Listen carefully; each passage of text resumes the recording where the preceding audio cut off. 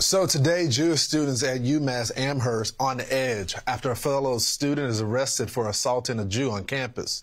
The school confirming the incident, saying, quote, an individual approached participants and made aggressive and rude gestures. Later, this person assaulted a student who was holding an Israeli flag and proceeded to steal and spit on the flag.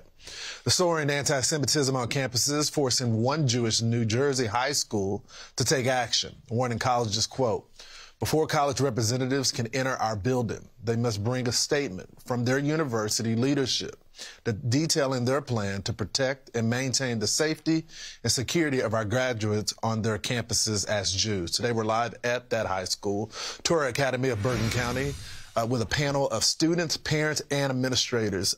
Thank y'all so much for joining me this morning. Rabbi Shlomo, let's go to that statement. What provoked you to release that statement? Well, thank you for having us, Lawrence. What provoked us is that rise in anti-Semitism on college campuses. And we think of ourselves as educators, and we really needed to educate our parent body and our students about what was happening, those trends, the hate speech, and we also needed to communicate to our parents and to our students how we felt about it, our stand, taking a very strong activist stand, and communicating to the universities and directly how strongly we felt about their need to control the violence and the hate speech on their campuses. Yeah. Naomi, you're a parent. When you see the protests at these college campuses, I've interviewed a lot of these students, and they say that the video coming from Israel is propaganda. It didn't happen. The kids weren't beheaded. What runs through your mind as you prepare to send one of your children off? I think that as parents, we need to teach our children. We need to teach our children before they go off to campus. We've taught our children how to be proud Jews and proud Americans. And that's something that we want, that identity that we've given them, that's something that we want them to be proud of and be able to live with and be safe on campuses. And I think that we need to, when we teach our children how to advocate, we need to explain to them the difference between free speech that this great country allows us to have and hate speech. And you can never, not my children, not any child, can never feel threatened or should never feel threatened or intimidated because of the beliefs that they have or the opinions they express. That's not okay. Yeah. That's not okay. So true. Micah, how do you feel as a Jewish student preparing to go to college? Yeah, so, I mean, I'm on student council, and what I've been gathering from the students is that traditionally a high percentage of our schools, so they go to Israel to spend the year studying abroad for a year after high school and before they go off to college. And the rhetoric I've been receiving, I have a good friend who's currently in Israel right now, and I asked him, are you afraid to be living in a war zone? And he said, I'm more afraid to go to university next year than I am to be living in a war zone, which I think is a testament how brave Israel and the people who live there are, but also sad for our country that our universities make people feel more unsafe and unwelcome than a war zone. Yeah. So, I mean, that's pretty diabolical that these kids feel this way. Karen, you're responsible for the college program and getting these kids off. Is this new? I don't think we've seen anything like this at this level. I think anti-Semitism has always existed, but the rampant protests, the hateful, insightful, dangerous speech, that I think is new. And when I guide students, I think that it's important to educate, like Rabbi Stotel was saying, and I think that parents and students now are keeping themselves well apprised of what's going on. But also, I think that people are optimistic, meaning I think that now we are trying to address it head on. I think that they're optimistic that after spending a year in Israel, things will be different. It happens to be that most of our early decision, early action candidates have stuck with their first choice school. So that to me is a positive part of that. But obviously my most important feeling right now is concern for the safety of our students who are currently on campus. Yeah, it's not just on campus. It's happening all across the country when you have the FBI director say that 60% of the hate crimes in this country are against Jews. it's an epidemic, and that's why we're here today. We're going to be talking with folks all morning, panel of young people as well as administrators. So y'all stay right here. We'll bring you later on the show. Now let's go across the Hudson River, and Lawrence is at the Torah Academy of Bergen County in New Jersey. Lawrence. So we're back at Torah Academy of Bergen County. I just want to bring in the panel back in. What was your reaction when you heard them say from the river to the sea, and then some of them said they won't condemn Hamas? Yeah, it's absolutely horrifying, and there's just no justification for terrorism. I see any acts of anti-Zionism are we deem as anti-Semitism, and it's absolutely disgusting for me to have to being applied to college and to know there are people not just at these protests, but people at colleges that I want to attend that hate me, that believe things like Hitler was right, and just they want me dead. It's absolutely disgusting. There's nothing else to say. It's Rabbi Joshua, they say that they're peaceful, but some of the rhetoric that they're spewing is not peaceful rhetoric. What's your reaction as you have to come to this school every day and educate these young people of faith?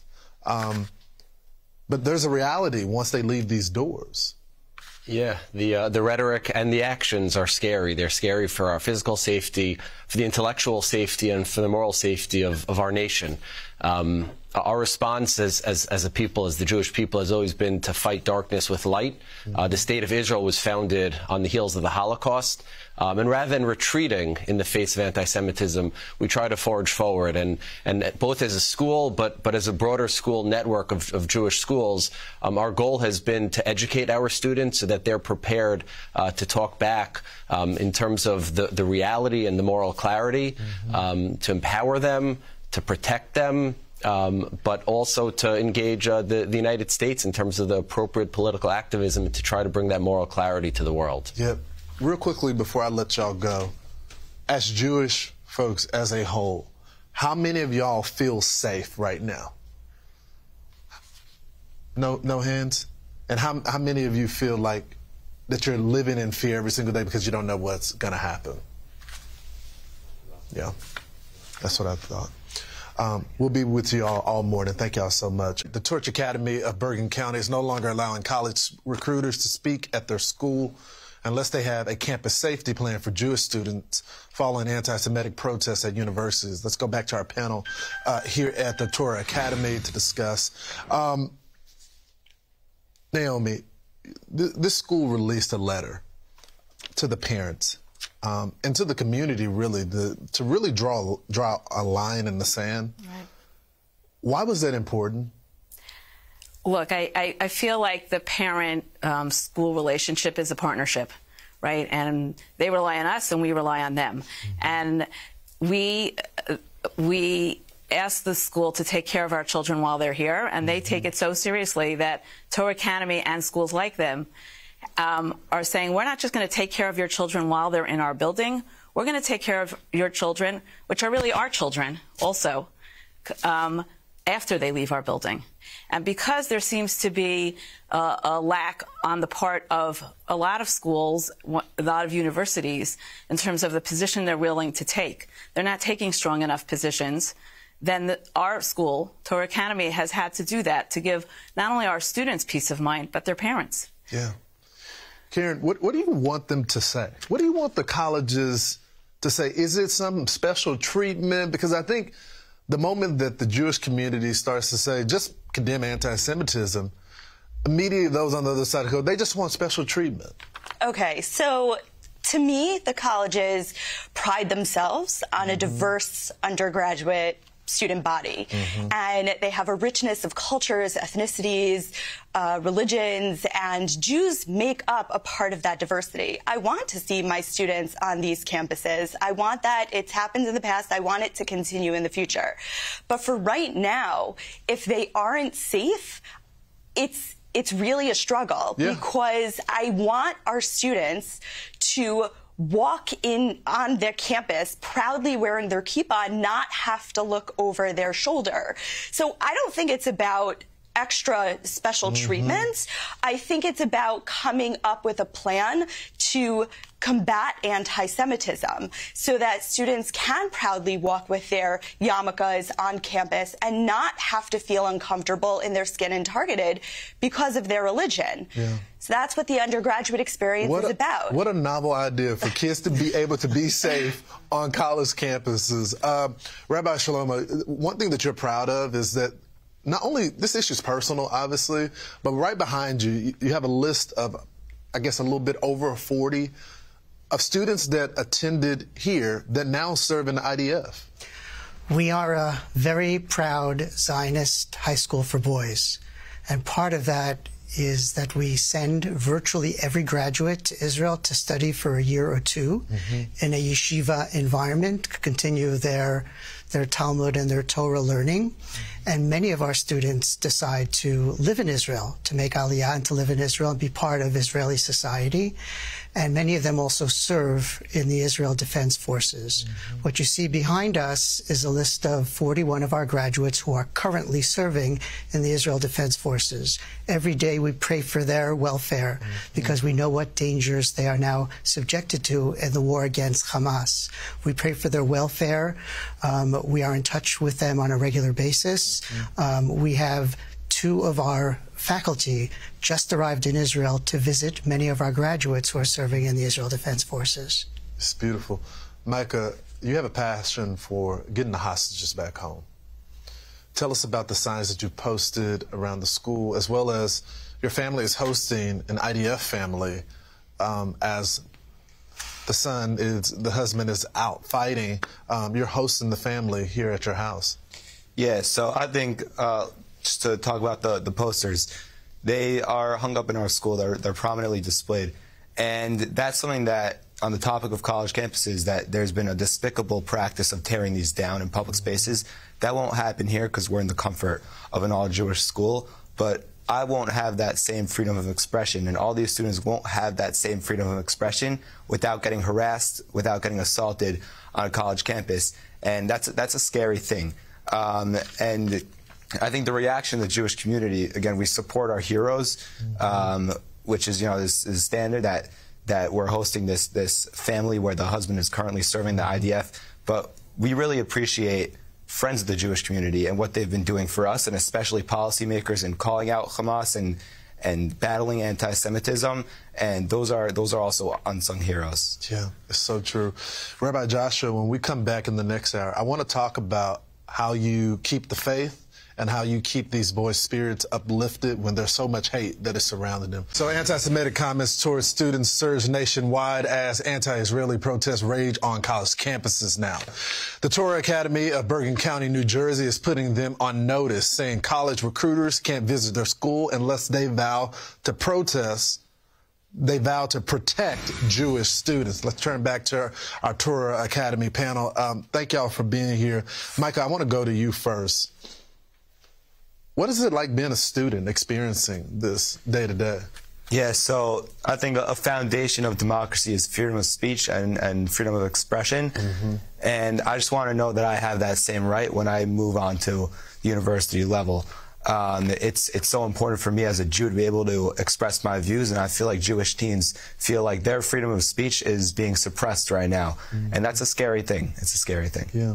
Karen, you said it's the double talk that's concerning you. On one hand, they say, oh, we're being peaceful, we just want to protest. But on the other hand, they have Hamas talking points. We saw this morning coverage of the protest where one woman is calling for the destruction of the state of Israel, and then another is holding up a sign that says, cleanse the world of Jews.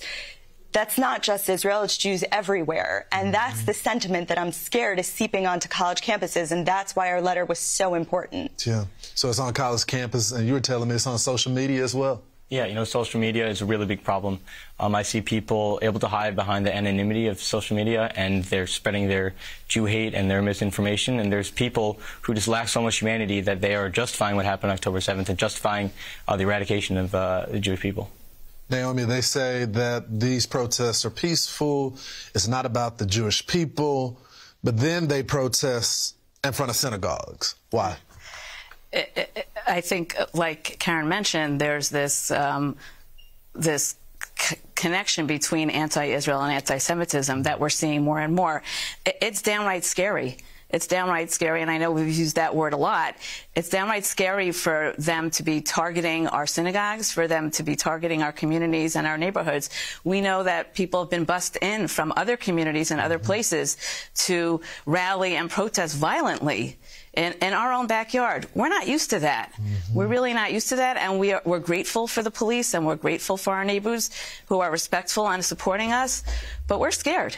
Yeah. We're scared. Rabbi Shlomo, why was your letter important? It seemed like that was a red line for you, this letter.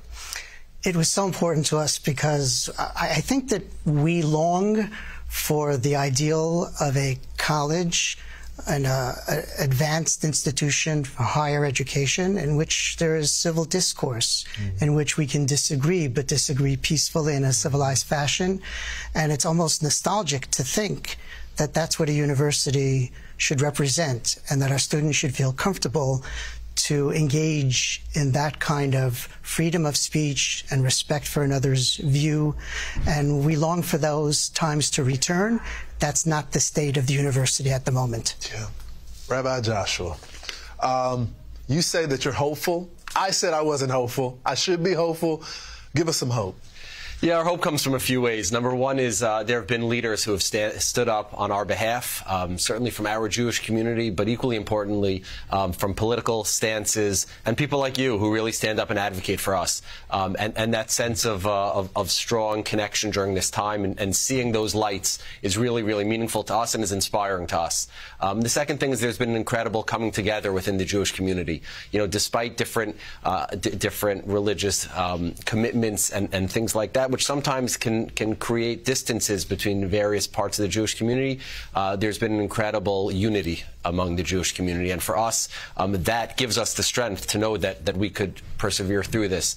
And certainly our religion, our tradition, we've withstood thousands of years until now. This is not the first time we've been face-to-face with anti-Semitism. Hopefully it'll be the last time. But we find a sense of comfort within our tradition, within that relationship we have with God. And what we've been trying to do on a school level is give our students a feeling that we do things in these situations. We're not victims. Yes, we're being attacked, but taking proactive stances. And whether those proactive stances are advocacy, political advocacy, sending out letters like we did, hanging up signs to the hostages, or praying for the safety of our Jewish community, and really for the world, because Hamas ideology is not just attacking the Jews, it's attacking freedom. So praying for the whole world, the safety of the whole world, being able to take that proactive stance gives us a sense of comfort and hopefully light at the end of the tunnel. I just want to say thank you. I feel like the Jewish community has been educating me over these past few weeks. Y'all continue to stand firm, and we're going to continue to show the stories because it's a threat to America as well. Thank y'all so much for inviting me this morning.